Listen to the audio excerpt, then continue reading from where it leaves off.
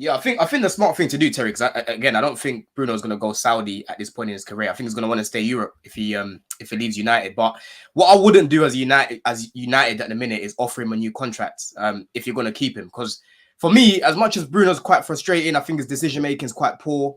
A lot in games where he can make a simple pass and he just tries to do the fantastic pass every single time. And I'm thinking, bro, just play the simple pass there. He's still a good player, like what you're saying in terms of the output. So I actually want to see Bruno, how we get some of this new structure, depending on who you bring in, because I think he can be a key player for you guys. He's not the worst player in the world, to be honest. He is quite frustrating, but yeah, it'll be interesting to see him with hopefully better players for you guys. So I think keep him, but just don't give him a new contract for now. Let's see how he gets on. He doesn't fit the timeline though. Like he's clearly aggravating to win trophies. He did that whole interview with the Players Tribune before the FA Cup. I'm not saying when you say timeline, Tom. When you say timeline, Tom, Manchester United are not going to be challenging for major honours, or not expecting to challenge for major honours with the signings they're going to be making for at least 3 years, because that squad needs to be. But when you say that, I get what you mean about the league. But let's just say we keep Bruno, and let's look at some of the players we're linked to. If we were to sign Branthwaite, if we were to sign Elise, if we were to sign, who else have I seen us linked to that's quite credible? Or the chance of it happening, and then we sign a really good DM. I don't know who that person is off the top of my head, but we sign with Frankie De Jong comes in. I'm going to throw a name out there, right? So Frankie De Jong, Elise comes in, and we get Branthwaite. Why can't we win the League Cup, the FA Cup, and or the Europa League next season? I don't see why, and I get that's not the Premier League, but I don't. I've said before, Man United fans have got to be patient in this rebuild. We're the only one of the top six that's having a genuine rebuild from the beginning of this summer, where we're going to gut everything and start again. But I don't think that we shouldn't expect any silverware over the next few years and challenge for honours. We have to. No, as a fan, I get that. I'm trying to put myself in Bruno's shoes. Does Bruno Fernandes, at this point in his career, with the offers that could be there this summer, think it's worthwhile staying at Manchester United for the rest of his prime, should we say, and challenge for League Cups and FA Cups? Or in his mind, is it right? What I want to do is go and win a league title, or go and compete to win the Champions League. So I'm glad. No, listen, I get where you're coming from, and that's something he's got to decide. I mean, we have a very famous player at Man United, Brian Robson, Captain Marvel, who essentially did what you're talking about. He stuck with Man United through the hard times. He was obviously a fairly young player when Sir Alex came in, and he stayed until the twilight. I mean, he was a world-class player, won cup competitions and everything else, stayed in his final season. He was part of the first ever Premier League winning side. So maybe Bruno, and listen, he only won one league title with this Brian Robson, but he is a legend that's up there with every other legend in our football club's history because of the time that he spent at the club. And the younger generation won't know as much about him, and people older than me will remember a lot more. But that's what Bruno needs to decide. I'm happy for him to stay the rest of his career here, as long as he understands what we're doing and he's bought into it, because you need everybody on the same. So if he stays and helps us win 2, 3, 4 more trophies, and then in 3 seasons, 4 seasons time, as he's bowing out, we win the Premier League, he'll go off as an absolute hero of this football club for doing that. So, but it's about him. If he doesn't really want to do it, I'm really happy to see him go, because I only really want players at my club that actually want to be here and are bought into what we're doing. So yeah, when I'm looking around Europe as well, Terry, realistically, like Bayern, they don't need him at the minute. They've got Musiala there unless they sell him.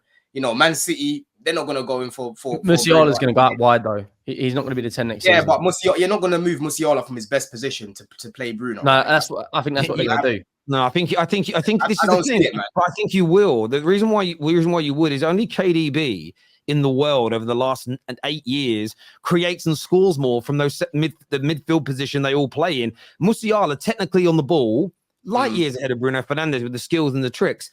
But at the end of the day, I'd much rather have someone who's going to score and create more goals. You win more games. In company's system, I see him using touchline wingers more than a player like Musiala. Like, I think Musiala can play on the wing, but for me, his best position centrally, right? So looking around Europe, I just don't know where Bruno could go at the minute and sort of start Barcelona. Barcelona, yeah. Why would you go to Barcelona over United though? I don't get that. I think Bruno strikes me as a guy who wants to stay and continue his legacy as United. But the only thing that could waver that is the disrespect of the fans, because you see United fans always on his back.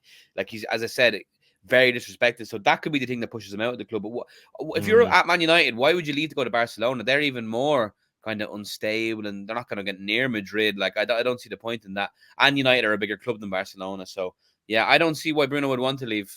Like he strikes me as a guy who wants to captain the rebuild and be part of it. Like, you know, I agree. I agree, and I'd like to see him do that. I understand what you were saying. Your club won the EPL in lockdown too, bro. Is what Samuel said. That's obviously 25 points clear in February. Stop waffling, mate. Shut up. Harry here says, tell Al McGuigan from Twist. Is that Al's Toy Barn guy? Not all Arsenal fans are delusional. Yeah, we played your video at the beginning, Al. I don't know if you've seen it. I thought you were going to be here from the start, so we played it. Blasphemy. I think that's at you, Paddy. I think he's no way, bros. No way he's called me Al for Toy Story. That's crazy. Do you know what? You got a chicken outfit.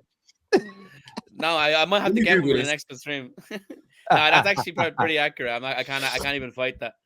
I like it. Viewers, make sure you're hitting the like button. Please make sure you are subscribing to the Football Terrace as well. It's important to us that you get. Oh, I was going to say just before we move on from this, it's not predominantly Man United fans ever go at Bruno. It's Pogba fans.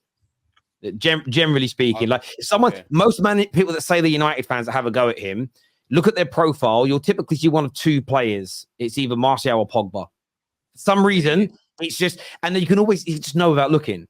You just nearly always, or they're Arsenal fans and the Odegaard debates there. It's not, do you get where I'm coming from? There's always like but I bet this is in his profile, or I bet it says this in his bio. The same background, the same demographic, the same. Yeah, it's just, again, and do you know the most annoying thing I always felt about that weird debate of Bruno fans versus Pogba fans is that if you went in front of Pogba, who I rate by the way, and said, I think Bruno's shit, your hero would call you a dickhead and tell you to go away. That's the maddest bit about these fanboys. The people you're fanboying think you're idiots. That they really would. Yeah. It's like, if you imagine you went up to Messi and said, by the way, I've been tweeting for years that Ronaldo's crap. Messi would give you the weirdest look in the world. Like it's so strange to me, but that's just me.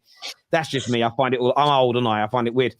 Terry, are you in for MT Cabinet? Terry, he's a good player. He's a good player. I have to say, wait, that's a Spurs fan. What team does he play for, Terry? What team does he play for? I don't quite remember, but he's a good player. Good player. But I don't think we can get him. Honestly, that clip killed me. Do you know, I actually felt a bit sorry for Stell, right? And I'll tell you why. Because he started off again, don't know him, and I thought, good, stick to that. The longer it went on, the more he was like, oh, my football. Because what you get in the comments is people going, you don't know who he is. Sometimes you've got to be strong and just go, yep, I don't know, because it can catch you right out. But yeah, MT Cabinet is not on his way to Man United. There we go.